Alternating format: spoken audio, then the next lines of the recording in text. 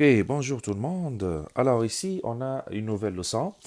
Cette leçon, c'est la combinaison des transformations. Alors, comment combiner les transformations? Bien sûr, qu'est-ce que ça veut dire combiner ici? Alors, combiner les transformations, c'est juste alors comme lorsqu'on applique à une figure une combinaison. Une combinaison, ça veut dire plus qu'une transformation, ça sera deux ou trois types de transformations. Alors j'ai mon figure de départ, alors je dois faire comme une transformation, par exemple une translation, et j'ajoute encore par exemple une réflexion pour arriver à l'image finale. Alors j'ai pris un exemple à gauche ici, dans cette figure. C'est un exemple de combinaison de transformation. Alors ici, on a en orange, ça c'est la figure initiale. Alors qu'est-ce que j'ai fait ici? Tout d'abord, la première chose, elle a subi une rotation. Alors ici, je suis en train de dessiner la flèche, comme ça, pour vous. Alors la première chose, c'est une rotation. Je dois donner alors la description de cette rotation. C'est est déjà écrit, c'est de 90 degrés dans le sens des aiguilles d'une montre. Alors, voilà, pour avoir l'octogone en bleu.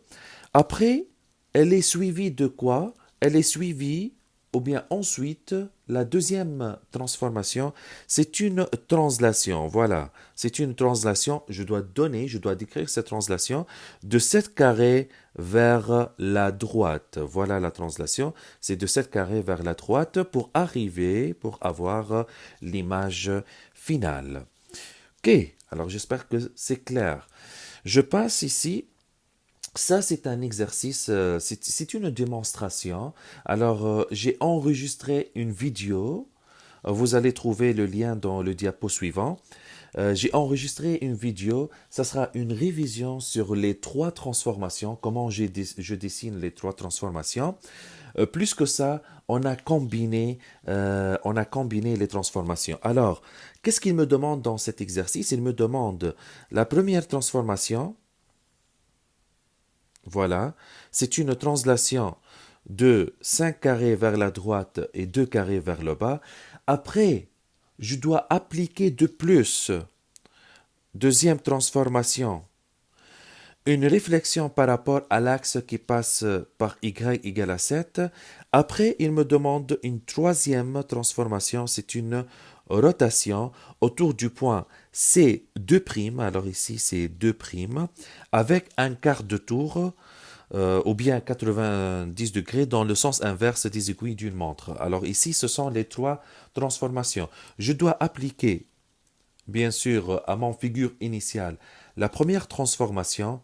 À partir de cette transformation, je dois appliquer une deuxième transformation appliquée à partir de l'image qui m'a donné deuxième transformation, je dois appliquer la troisième transformation. Alors ici, vous allez trouver dans cette vidéo toutes les informations. Ici, c'est un tableau. Ben, notre intérêt, c'est pas de d'écrire les coordonnées, mais le plus important, c'est de trouver quelle transformation j'ai appliquée à mon image. Alors, euh, ici, c'est, comme j'ai dit, alors c'est très important de regarder cette vidéo en cliquant sur ce lien. Alors ici, comment montrer les transformations? Alors comment je peux révéler les transformations? Comment je peux découvrir les transformations? Comme vous voyez ici, alors dans cette figure, il y a le cerf-volant W, X, Y, Z et après on a l'image finale. C'est le W de prime, X de prime, Y de prime et Z de prime. Ici, lorsqu'on a deux comme ça, deux accents, ça veut dire alors qu'on va nommer, on peut dire x prime prime ou bien on peut dire x2 prime. Alors ici, le cerf-volant a subi plus qu'une transformation. Il n'y aura pas une transformation qui va me ramener directement de x vers y. Alors je dois passer par deux transformations. Alors ici, comment je peux savoir? C'est déjà écrit ici, alors tous les détails, mais je vais alors vous expliquer. La première chose ici, lorsque je regarde par rapport à la figure et l'image, ils sont déjà alors de direction opposée. Automatiquement, alors dans la direction opposée, qu'est-ce qu'il me demande alors quelque chose, une figure et son image qui sont opposées, automatiquement c'est une réflexion. Alors c'est pour ça ici, il m'a dit que les directions sont opposées de l'image et de son figure, alors automatiquement, ça sera une réflexion. Bien sûr, euh, euh, l'axe de réflexion, comment je dois alors comme le choisir? Tout simplement, l'axe de réflexion, il est de 1 carré au-dessus de x de prime. Alors ici, il est de 1 carré. C'est 1 carré comme une différence. Voilà, c'est 1 carré. Et j'ai dessiné mon axe. Je ne peux pas faire 2 parce que sinon, alors ça va dépasser.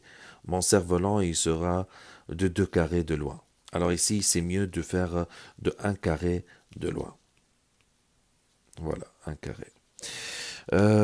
Et après, je vais commencer à dessiner mon image de mon X de prime, Y de prime, Z de prime et W de prime. Alors, je l'ai dessiné pour me donner W prime, X prime, Y prime et Z prime.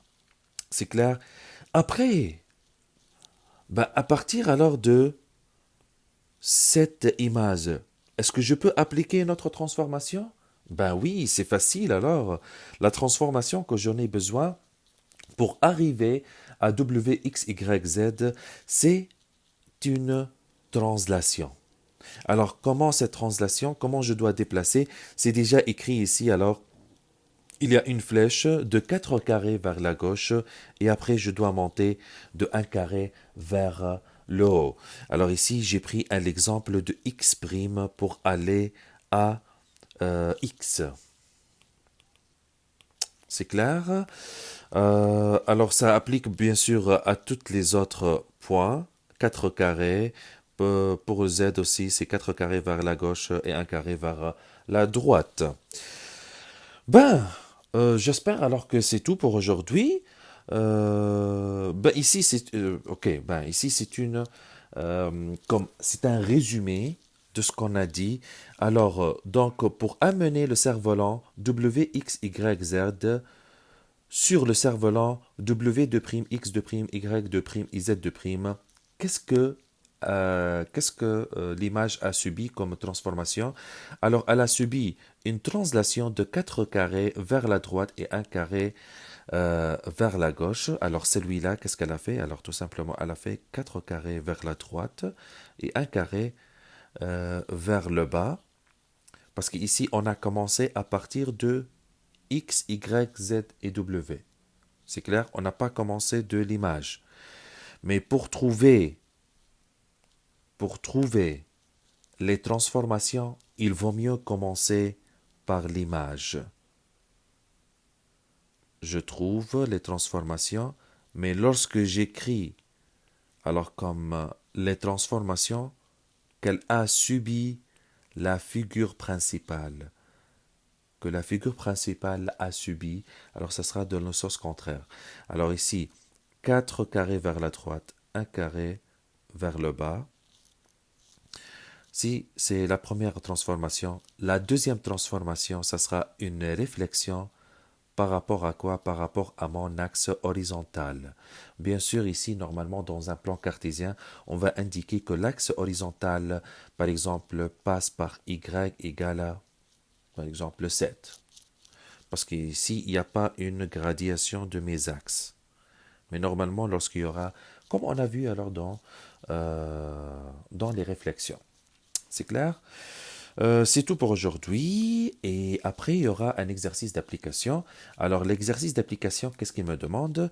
Voilà, ça c'est la figure principale ou bien la figure de départ et je dois trouver les transformations qui va, qui va me permettre à arriver premièrement vers l'image A, deuxièmement, je dois chercher pour l'image B, troisièmement, il y aura alors l'image C. Voilà, c'est tout pour aujourd'hui. Merci beaucoup et